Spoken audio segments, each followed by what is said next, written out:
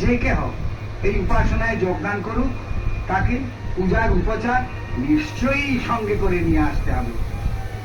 আরেকজনের বাড়িতে উপাসনা হচ্ছে, এই যুক্তিতে আমি শূন্য হস্তে যাব, এ চলবে না। হয় একগুচ্ছ দুর্বা, নয় 3টি বিল্লদল, নতুবা কয়েকটি ধূপচন্দন কাঠি, অথবা যৎসামান্য ভোগ নৈবেদ্য, যার যেমন সুযোগ বা সুবিধে তা সবাইকে নিয়ে আসতে হবে। আমার বাড়িতে উপাসনা, তুমি এলে উপচার নিয়ে, তার জন্য বলবো আমার সম্মানহানি হলো, এ হবে না। সমবেত উপাসনা সবাইকে সমান করে, এখানে সবাই মিলে এক হয়। সম্মান অসম্মানের প্রশ্ন এখানে নেই।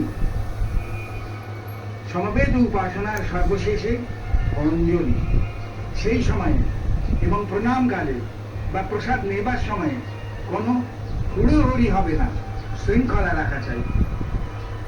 সমবেত উপাসনাতে কখনো পক্ষানুভোগ দিও না, কারণ তাতে বিশৃঙ্খলার সৃষ্টি হতে পারে, তাতে উপাসনার প্রকৃত উদ্দেশ্য পণ্ড হয়ে যেতে পারে। এই উপাসনাতে ব্রহ্মগায়ত্রীর পরেই আমরা কিছুকাল স্তব্ধ হয়ে থাকি। তখন আমরা জগন্মঙ্গল সংকল্প